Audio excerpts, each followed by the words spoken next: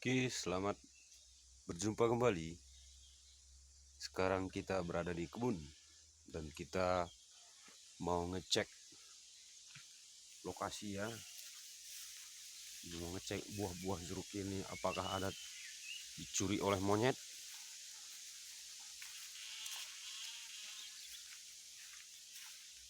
Ini sebentar lagi sudah bisa panen. Dan disitulah perhitungan dimulai. Berapa modal, berapa tenaga,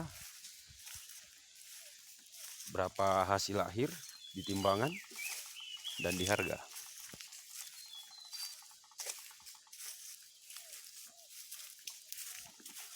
Ini jeruk lebih kurang ini umurnya 5 tahunan lah, 5 tahun ataupun 6 tahunan ya. Ini belum kembali modal.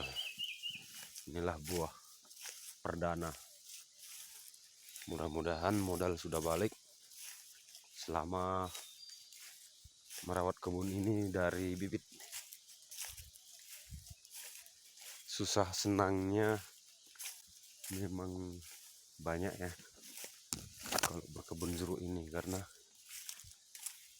lagi pupuk mahal, insektisida, pestisida, fungisida dan lain-lainnya juga mahal. Tapi kita tetap mengerjakannya karena hanya itu yang ada pada kita dan tidak ada usaha yang lain.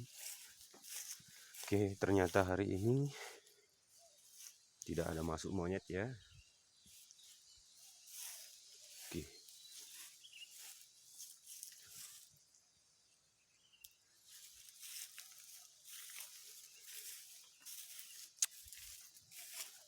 Oke, mari kita perlihatkan yang saya katakan cabang yang kurang saya suka kemarin. Nah, udah patah. Oke. Sudah patah.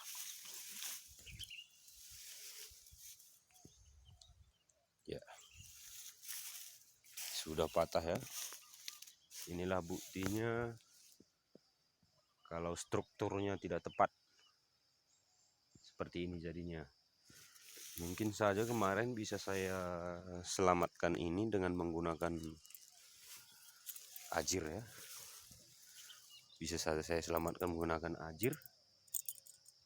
Tapi karena tidak ada mood ya, tidak ada niat sama sekali kemarin, tak kenapa. Jadi ini sangat terinspirasi bagi saya bahwa cara untuk pemangkasan jeruk harus diperbaiki mulai dari sekarang, perlahan demi perlahan, karena semua kita nanti rubah. Buah terlalu banyak berjatuhan, bahkan bisa sampai 80%, dan kita rugi total. Jadi hanya cabang-cabang yang rusak saja yang kita kerjakan ya, kita perbaiki. Nah, tapi ini masih bisa saya perbaiki. Nanti saya tumbuhkan tunas di sini beberapa, dan saya rawat yang cabangnya yang pendek. Mungkinan bisa jadi 4 tunas dari sini ataupun 2. Kalau bisa ya 2 sajalah, 2 pun udah cukup. Nah, akan saya rawat ya.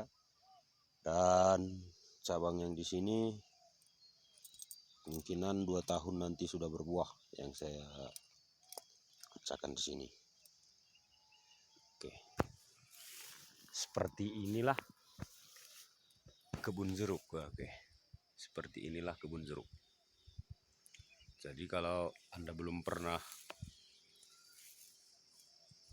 mampir ke kebun jeruk ataupun sama sekali belum pernah melihat pohon jeruk,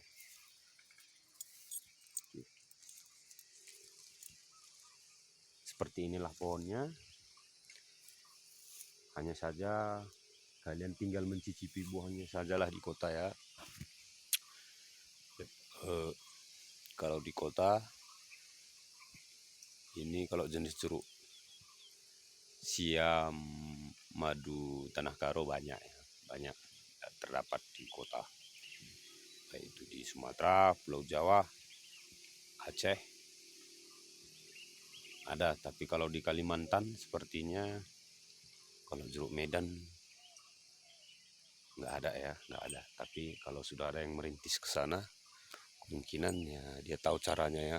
Dia itu tergantung skillnya masing-masing. Oke, kita perlihatkan adalah buah-buah yang akan dipanen. Ya. Oke.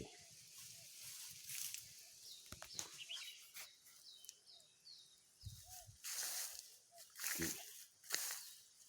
Ini sudah layak ya, sudah layak. Bahkan ini kualitasnya spesial.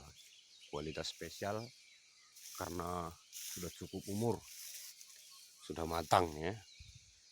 Oke. Mari kita jalan lagi. Oke.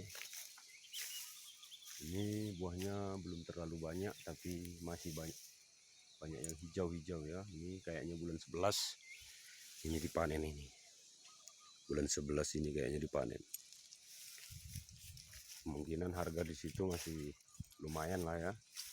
Terkecuali bulan 1 sama bulan 2. Di situ sering terjadi kebanyakan produk ya.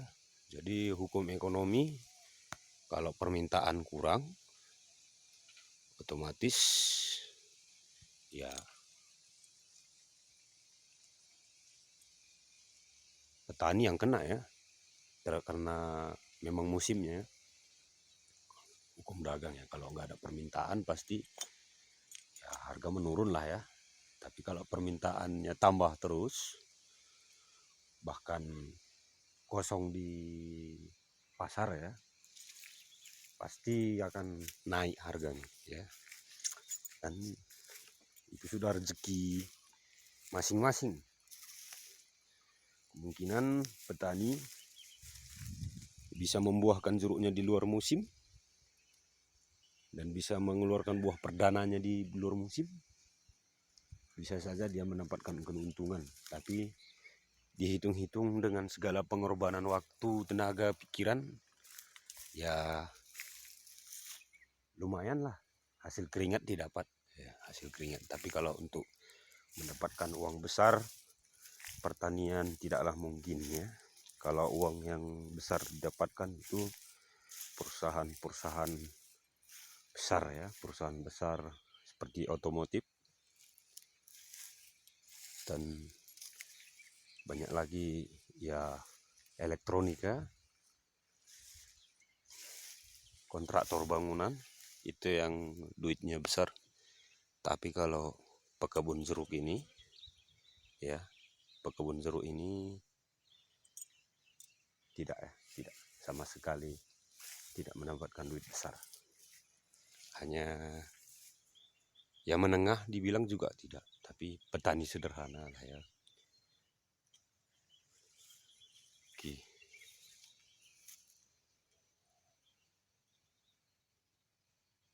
Oke, ini kebun kita ya. Ini berkisar hampir 700 pohon. 700 pohon. Dan kondisi kesehatan sekarang ternyata lumayan sehat pohonnya ya. Orangnya juga yang merawat lumayan sehat ya. Oke, kita jalan terus. Nah, seperti inilah dia. Oke, ini udah sangat rimbun nih, dibilang sangat rimbun nih. Mari kita perhatikan.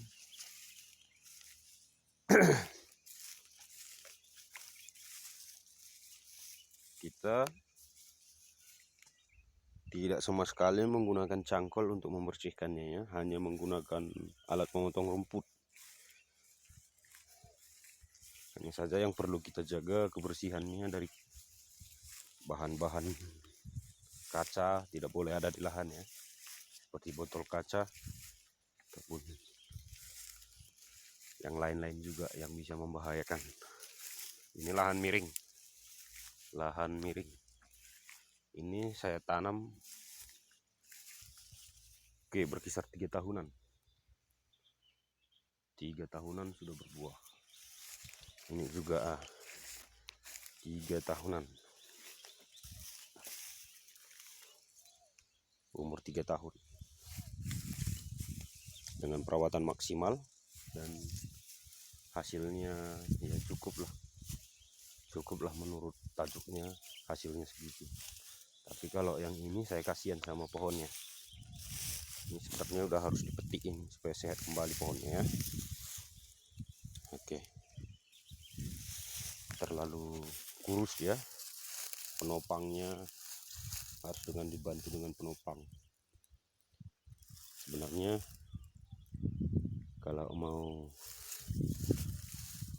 cepat balik modal ya seperti ini seharusnya. Kalau tanam jeruk 3 tahun sudah segini.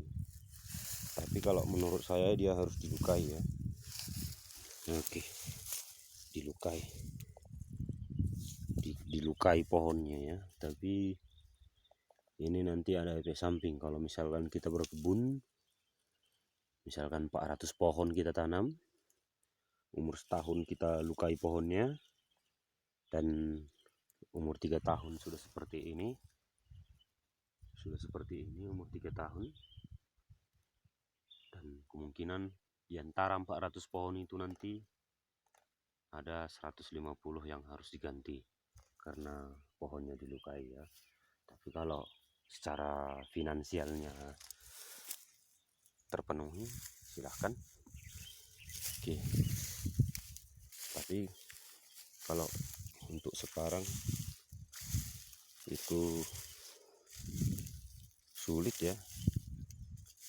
Kita harus berjalan pelan menjadi petani ini. Sudah terlalu banyak orang menanam jeruk. Inilah umur 3 tahun yang tidak dilukai sama sekali, belum mengeluarkan buah ya. Yang itu tadi terluka, dua-duanya terluka itu sudah mengeluarkan buah. Itulah perbedaannya.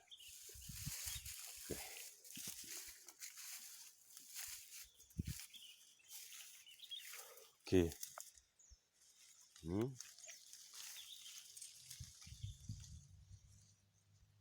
Ini kayaknya ini bulan 10 lah, bulan 10 baru panen. Tidak serentak ya,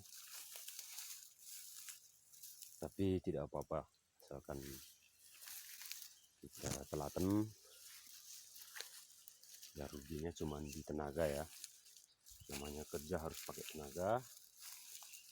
Kita juga harus menjaga kesehatan. Jeruk kita kasih vitamin, kita juga minum vitamin biar sama-sama sehat, supaya sama-sama hidup ya. Alam hidup, manusianya juga hidup, karena kita tidak bisa dipisahkan dengan tumbuhan, sebab tumbuhan adalah sumber energi yang kita miliki, yang kita gunakan untuk mencukupi kebutuhan tubuh kita hari demi hari. Oke, sekian dan terima kasih. Salam petani.